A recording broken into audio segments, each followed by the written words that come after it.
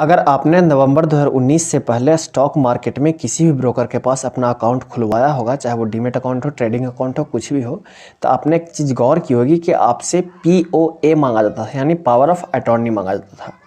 ये इसलिए मांगा जाता था ताकि जब आपके शेयर्स जो कि आपके डीमेट अकाउंट में होते हैं उसको आपको बेचना होता था, तब आपके बिहाफ पे आपका ब्रोकर जो है वो शेयर मार्केट में एक्सचेंज के पास बेच सके।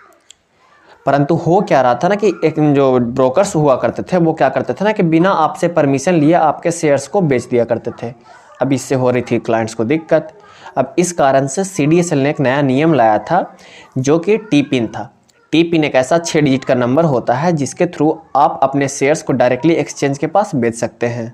नवंबर 2019 के बाद जितने भी अकाउंट खुल रहे हैं शेयर मार्केट में, चाहे वो किसी भी ब्रोकर के पास हो, जीरोधा के पास हो, एंजल ब्रोकिंग के पास हो, ग्रो के पास हो, अपस्टॉक्स के पास हो, किसी के भी पास हो, 5 पैसे के पास हो, किसी के भी पास हो, सबको एक टी-पिन जनरेट करना होता है। अब जब भी हम टी-पिन जनरेट करने जाते हैं तब हमसे हमारी BOID मांगी जाती है और हमें ये पता होता ही नहीं है कि हमारी BOID होती क्या है। हमें तो सबसे पहले यही नहीं पता होता कि BOID होती क्या है, हमारा BOID क्या है ये कहाँ से पता होगा। तो बने रहिए हमारे साथ, क्योंकि इस वीडियो में हम लोग यही डिस्कस करने वाले हैं कि BOID होती क्या है। आपके पास अब चाहे किसी भी ब्रोकर के पास आपका अकाउंट हो, आप कहाँ से अपनी BOID पता कर सकते हैं और BOID से जुड़ी सारी तमाम जानकारियाँ, इन सभी टॉपिक्स के बारे में हम डिस्कस करने वाले हैं इस वीडियो में। और अभी तक आपने अगर हमारा चैनल सब्सक्राइब नहीं किया तो हमारे चैनल को सब्सक्राइब करके बेल बटन जरूर प्रेस कर लें ताकि इसी प्रकार की सारी इंपॉर्टेंट वीडियो की नोटिफिकेशन आपको मिलता रहे ऑन टाइम। सबसे पहली बात कि BOID होती क्या है, तो BOID की जो फुल फॉर्म होती है बेनिफिशियरी ऑनर आइडेंटिफिकेशन नंबर। अब इसके नाम से ही लग रहा है कि ये ऑनर का आइडेंटिफिकेशन नंबर होता है, ऑनर के डीमेट अकाउंट का आइडेंटिफिकेशन नंबर। यह बेसिकली 16 डिजिट का एक कोड होता है जो कि आइडेंटिफाई करने में मदद करता है आपके डीमेट अकाउंट को।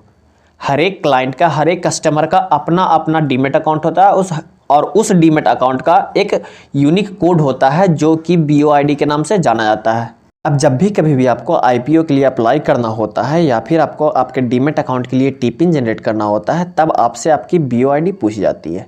अब BOID जैसे ही हम डालते हैं तब जो सॉफ्टवेयर है वो डायरेक्टली आइडेंटिफाई कर लेता है कि अच्छा इस डीमेट अकाउंट में IPO का अलॉटमेंट आएगा, अच्छा इस डीमेट अकाउंट का टी-पिन करना है। अब इससे बेनिफिट ये होता है कि डायरेक्टली सॉफ्टवेयर को पता चल जाता है कि कौन से डीमेट अकाउंट का टी-पिन जनरेट करना है, कौन से डीमेट अकाउंट में IPO का अलॉटमेंट जाएगा, सारा कुछ। BOID जो होती है वो 2 चीज़ों को मिला के बनती है, पहला तो DPID और दूसरा क्लाइंट ID। DPID जो होती है वो 8 डिजिट का एक कोड होता है और क्लाइंट ID जो होता है वो भी एक 8 डिजिट का कोड होता है और इन दोनों को मिला के 16 डिजिट का जो कोड बनता है उसको कहते हैं BOID। यानी पूरे टॉपिक के अगर कंक्लूजन पे आया है तो BOID एक यूनिक आइडेंटिफिकेशन नंबर है जो कि आपके डीमेट अकाउंट को आइडेंटिफाई करने का काम करता है।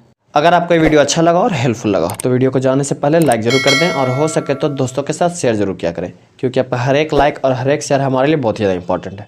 और अभी तक आपने अगर हमारा चैनल सब्सक्राइब नहीं किया तो हमारे चैनल को सब्सक्राइब करके बेल बटन जरूर प्रेस कर लें ताकि इसी प्रकार की सारी इंपॉर्टेंट वीडियोज़ की नोटिफिकेशन आपको मिलते रहे ऑन टाइम। धन्यवाद।